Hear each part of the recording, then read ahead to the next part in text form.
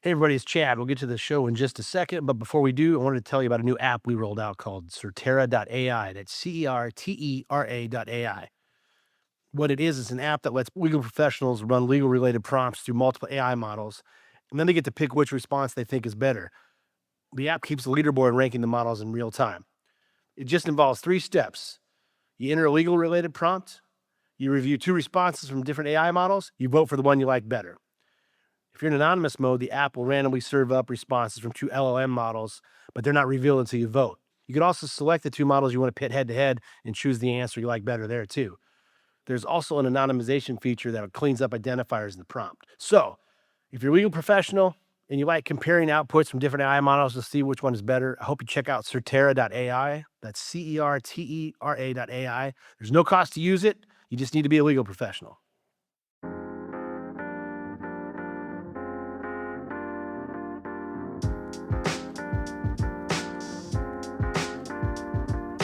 This is Technically Legal, a podcast about legal technology, innovation in the legal industry, and the impact tech is having on the law. I'm Chad Main, founder of legal services company Percipient, and on today's show, I'm talking to Laurence Brown. He's a veteran patent attorney and is a partner at the UK-based IP firm EIP. He and I talk about the concept of an AI-native law firm and how his firm is integrating AI into its practice with Visser AI.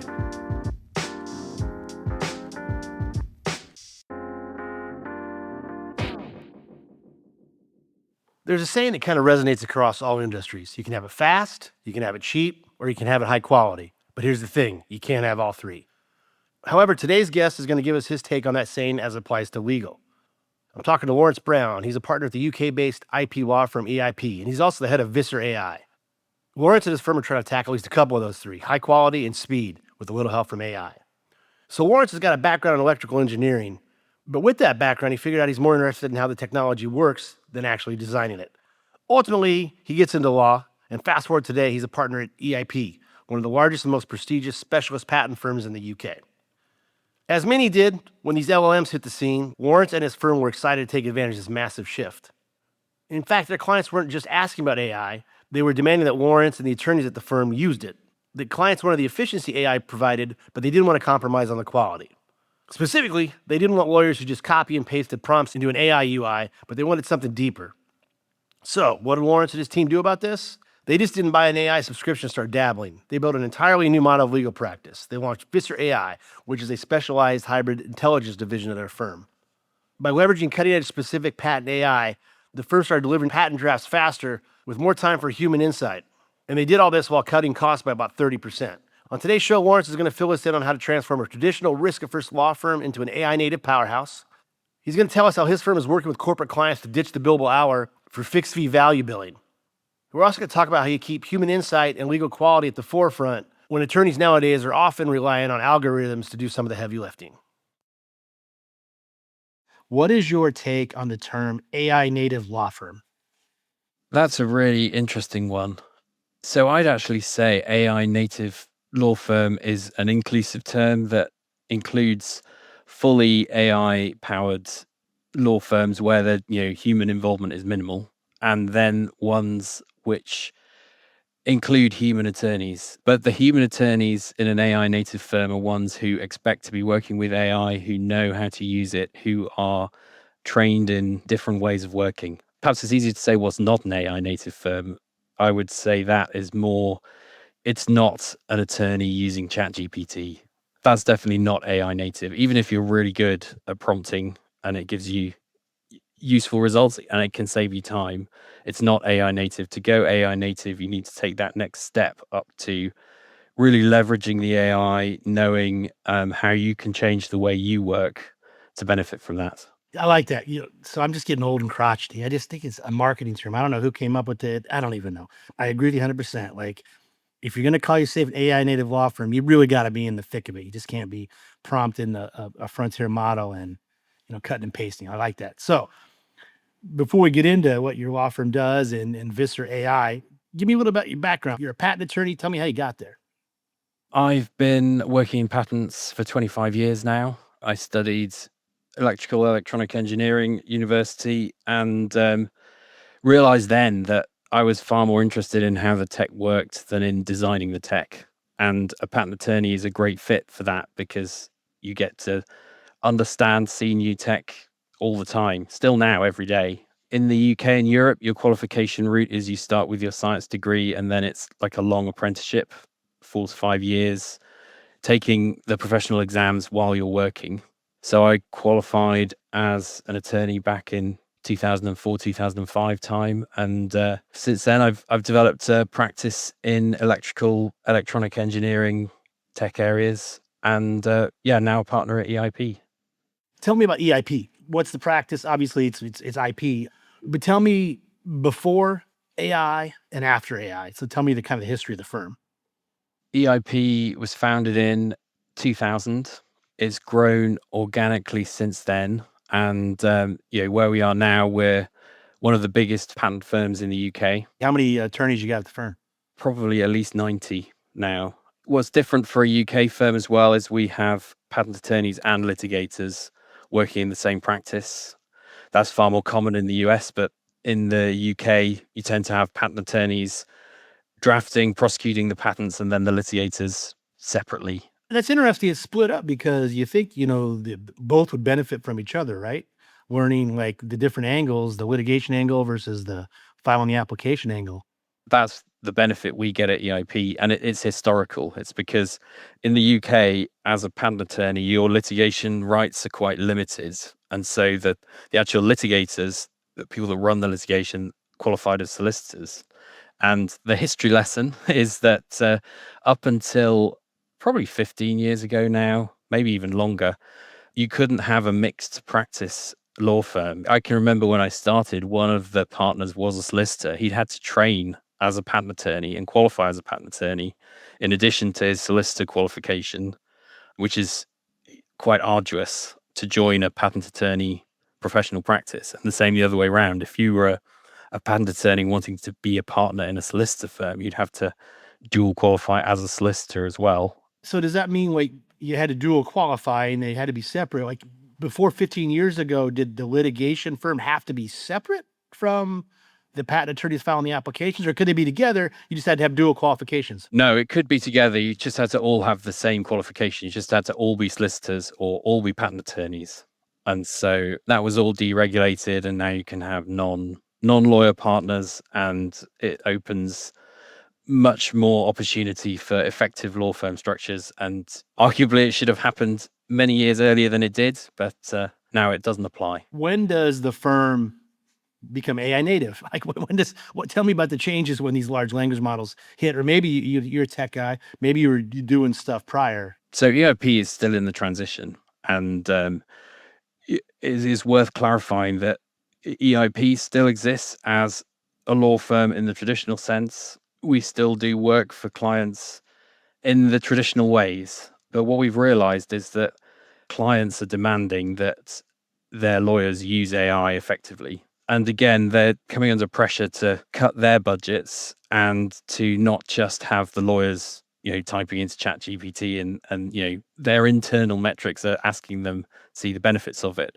So what we've launched with Visser AI is an AI native part of EIP. So it's kind of, at the moment we're transitioning, and it's an interesting point for debate. I can just see, based on take up so far, it's going to be an increasing proportion of work until maybe surprisingly fast that's just all work is AI native. Let me make sure I understand, because it was my understanding of doing the research of the pod today that you have the law firm and Visser is a software company. Am I misunderstanding that, or are both considered law firms, or is one more software than the other? Like, what's the actual dichotomy? So Visser AI is a service offered by EIP. We call it hybrid intelligence because it's aiming for that, clients that want the benefits of AI in their work, and crucially, they don't just want the standard law firm using AI. So it means that we can unlock all those benefits of new ways of working. And when we're doing work for clients under Visser AI, we're actually designing new workflows behind the scenes for them, really changing the way that the work is done. And from the client's point of view, they see ultimately the work products are very similar. They see a patent draft come out, they see a response to an office action, but the way in which that's produced and the way that we engage them is very different. And one of the things you notice is it can be a lot quicker with AI. You can get that acceleration of take some of the analysis work out, and we can work more quickly. So that's the difference. So we have EIP, which is a law firm. We have Visser AI, which is a branch. I suppose it's almost like a department. It's the AI native part of EIP. And then within Visser AI itself, we're constantly evaluating AI tools to make sure we're staying at the front of the market. I saw that the Visser AI is actually named after the guy that wrote the book, right? Yes. If you're a European patent attorney, the name Derk Visser, he's probably the most famous European patent attorney. And he's been at EIP longer than I have. And I've been in here since 2012. And his name is synonymous with quality. And if you want a good job done and you want to get the best legal advice, people would engage Derk. And so that's really where the inspiration for Visser AI came from. It's making that connection that you're not giving up on quality. You're not just signing everything away to an AI that's going to hallucinate cases that don't exist and do a low quality work. It'll be cheap and fast, but pretty poor. That's not the aim of Visser AI. Visser AI is, quality is at the forefront. When we started talking about Visser and the relationship with EIP, the law firm itself, you said clients are coming to you and demanding that lawyers use AI. We hear this a lot, but how's it actually happen? How's that conversation go? Are they coming to you and saying, look, I know you can go into name the model, give me a draft. It's not gonna be perfect, but what would have taken you 5 hours is now only taking you two. Is that the conversation had? Or how are they saying to you, look, you got to use AI and you need to cut us a break? We see it in several ways. So, on the one hand, there's that approach, exactly the kind of easy for the in-house attorney, where they'll just say, look, I've been asked to save on my IP budget using AI. We expect you to reduce your prices and use AI. And by the way, we're going to cut the budgets for work in this way. I have to admit that's not how my clients have approached it. It tends to be more of a collaborative conversation of, look, we can use AI, we can make a saving in terms of the time. Let's agree a budget that's reasonable. And it's a shift. It's a shift on the client side from the classic billable hour-based pricing, basically to fixed fees, where you're agreeing a cost based on the value that the client sees in the work. And crucially, that fixed cost is lower than they would have seen before. But it doesn't go along the lines of, wow, you can do this in 5 minutes. We can't do anything in 5 minutes, but it's not like a true kind of, I'm not seeing that push to just, oh, now it only takes you an hour, that's all you should bill. It's kind of a seductive argument. Like, hey, it's something's taking you 2 hours, took you five because you're using AI, charge me less. But here's the thing, like the truth of the matter is in any industry, not just legal, but maybe more acute legal because salaries are high. The overhead didn't change for you guys. Like, yeah, it takes you less time. So there's got to be some give and take, right? Exactly. And I mean, one of the things that I'm seeing and points that I mention when speaking about this to clients is there's that classic thing you often heard from lawyers of, choose two of the three things, quality, speed, and cost. Pick two and you can have those, but you can't have the other. And what hybrid intelligence is doing and the way that we can change the work with AI is broken that. Now a client can benefit from quick turnarounds, high quality, and lower cost. But there is a value in that. There's the person that needs their urgent patent application filing.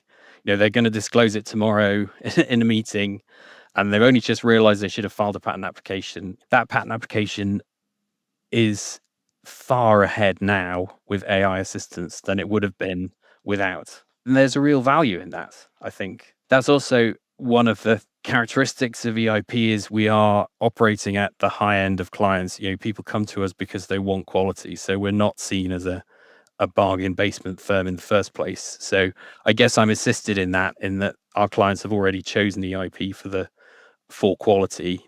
And so that conversation, is kind of predicated on the quality can't drop. You mentioned that a lot of this stuff ends up being fixed fees, and that's a sticky wicket, as they say. It's hard because both sides feel like they're leaving money on the table. And quite frankly, that's why they have not taken off as much as people think they should have.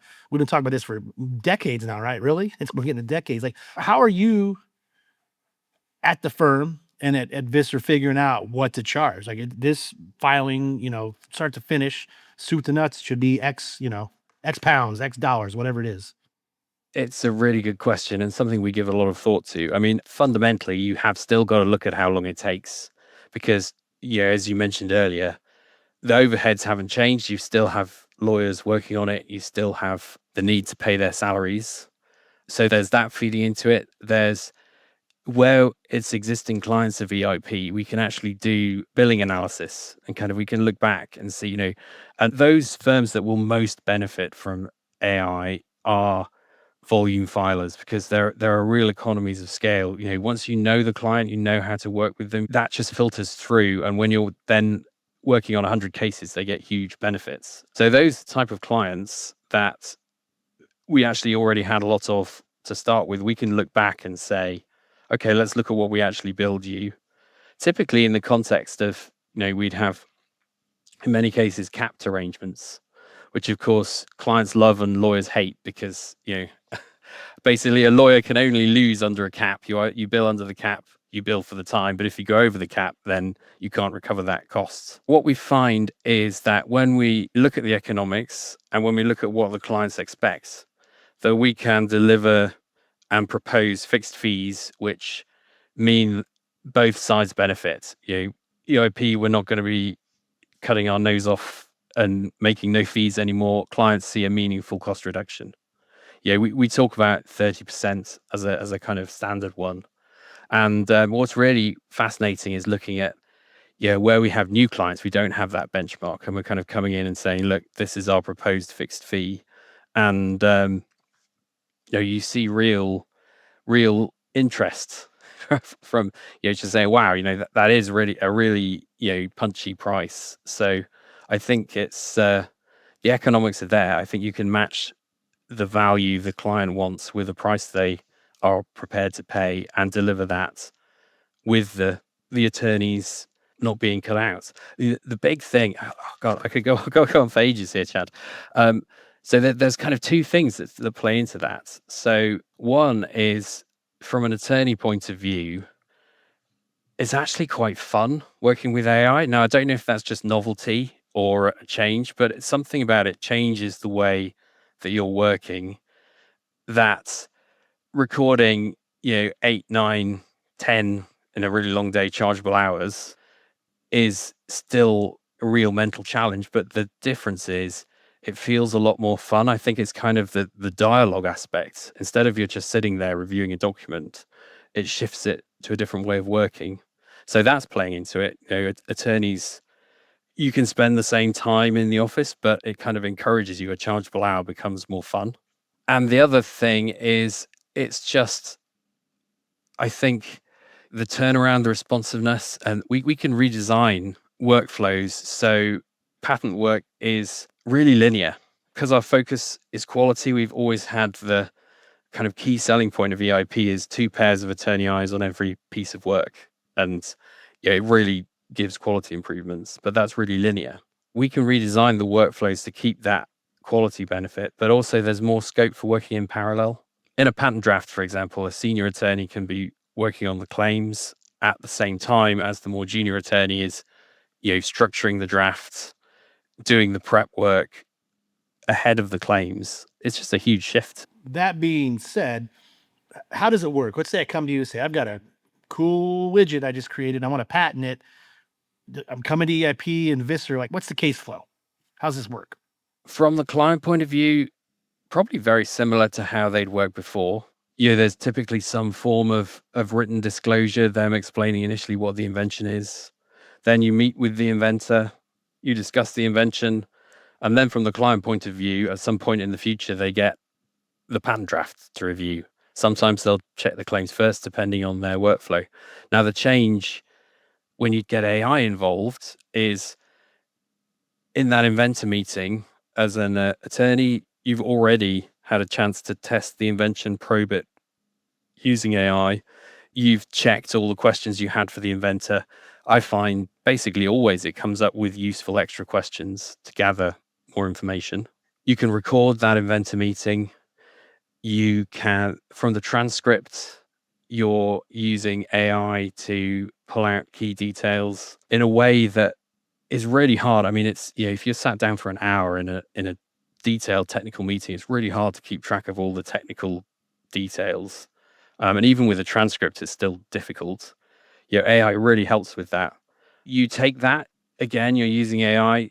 One of the things it's bad at actually is claims. It's terrible. It's where it's kind of become overworked, but there's the strawberry tests. Now all AIs know how many R's there are in strawberry, but a couple of years ago it was pretty badly answered. But we see a kind of more advanced version of that in claim drafting, that it doesn't have the understanding of language to write a really good patent claim. It's brilliant at saying, oh, your inventor told you that this feature was important, in the 46th minute of your conversation, but it's not good at suggesting the claim language for it. That's where human understanding comes in. It's an iterative process, so you're chatting with the AI. Meanwhile, the other thing is there's lots of debate about, is this just taking human thought away from it? I think it's not actually, because meanwhile, while the senior attorney is working with the claims, the junior attorney can be using those same materials to structure a draft. Patent drafts, well known how they're structured. Every client has their own particular requirements.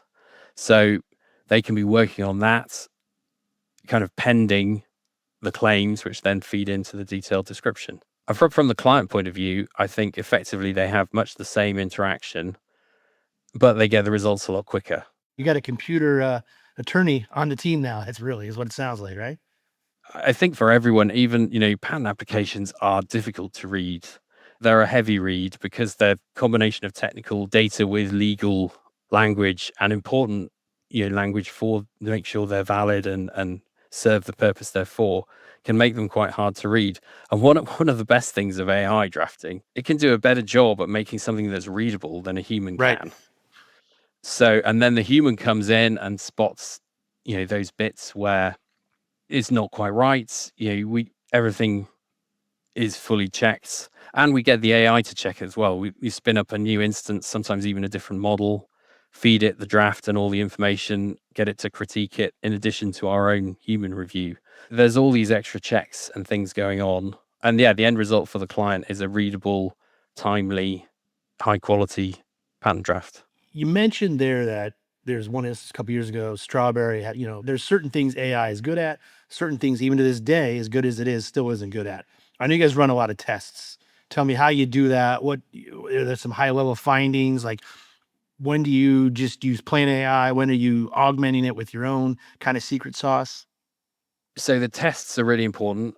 When we're doing Visser AI work, we're using Patently as a platform, and it's really important to EIP and Visser AI that our clients get good results. So I did a big test probably 18 months ago now, comparing the 6 leading patent AI providers at that point. And I kind of made it as scientific as I could. If you think of those, I don't know if you read those kind of magazine articles, well, they'll compare products and they'll have a big table, and I kind of designed that test, and they basically all got given the same information to draft a patent specification. And then I asked others of the partners at EIP to rate them and rank them in terms of which was best. And that's amazing, the gap in quality. Some of them were awful, and others are surprisingly good. And where we are now, it just gets better all the time. So there's that level of evaluation.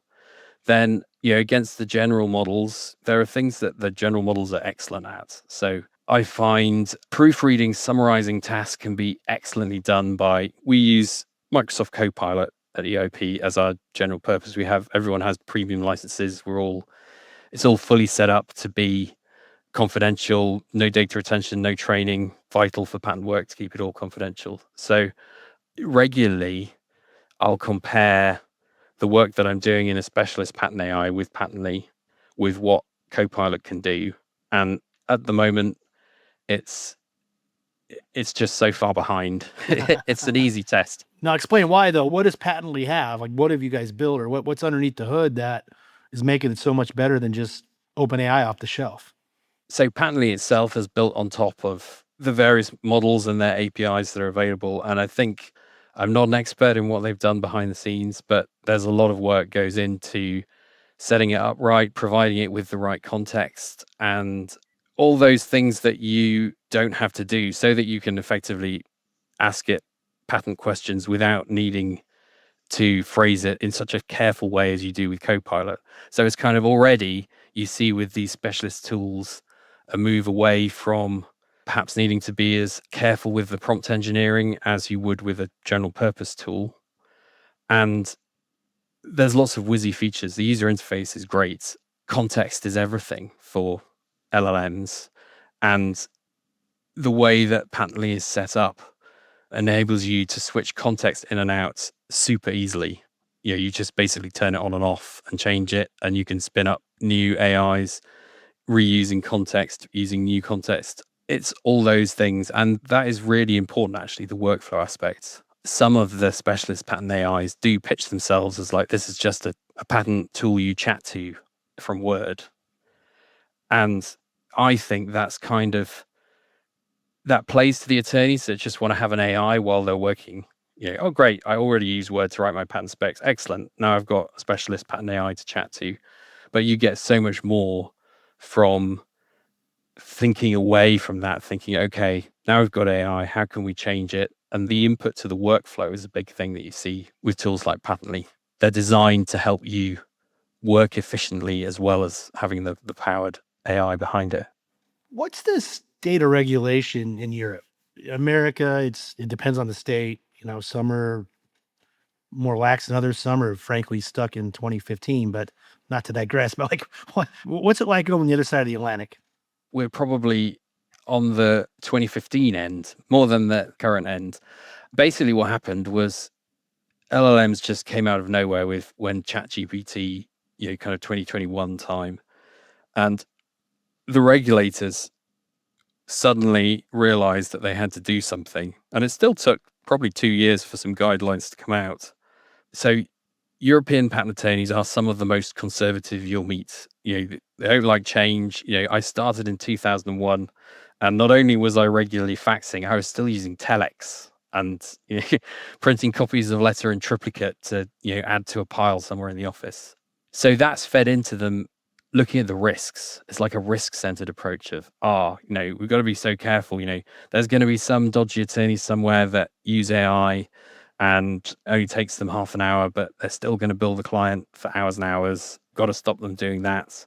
We've got to be careful. Actually, the most genuine thing of it is the real recognition that LLMs are different from any other cloud-based resource in that if you haven't agreed all the confidentiality requirements, no data retention, no use for training, you do run the risk of your invention, which you have to keep confidential, somehow leaking out through the action of the LLM in a way that wasn't there before. So that was reasonable. But basically, these regulations then set it up in a way that made European attorneys view it from a risk-based approach of, okay, if we're going to use AI, what are all the risks we've got to address? How are we going to address that? I heard of another firm that in order to meet that regulation, asks all their attorneys to fill in a form every time they use AI, explain exactly what they used it for and how they used it. And like, if you're thinking of a way to stop someone, Yeah. and there are legitimate risks here. I mean, we take governance extremely seriously, and the worst thing you want is an employee, just using ChatGPT on their phone to ask a question, and it somehow leaking out in a way. But I think that's the challenge of the regulation. It was phrasing it from a risk-based point of view, and it played to a conservative industry that's like, yes, this is risky. I think my take on that is actually, this is an amazing tool that can really change the way we work. And I'd say now you almost could flip the debate the other way, rather than it being, unethical and risky to be using AI, are you actually doing your clients a disservice? Yeah, that's an interesting question. At some point, does it become malpractice not to use AI, even to red team, just to you feed in and say, hey, what am I not thinking of, right? I think that does happen someday, right? I think it does, because already I'm seeing that I'm just across all my work, all my clients, I'm trying to do my best to persuade them of the benefits of AI and that it's safe, their data's safe, and it's a brave new world. It's a brave new world. Laurence, I appreciate your time. People want to get a hold of you. They want to learn about EIP. They want to learn about Visser. Where do you want to send them? I'd say head to the web. There's a website, Visser.ai, which has a bit more information and links they can follow.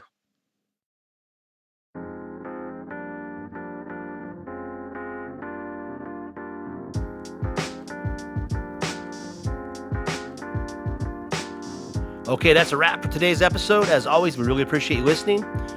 If you want to subscribe, you can find us on most major podcast platforms like Apple, Spotify, Google, Stitcher, etc. Also, if you like us enough, I hope you leave us a favorable review. Thanks again for listening. Until next time, this has been Technically Legal.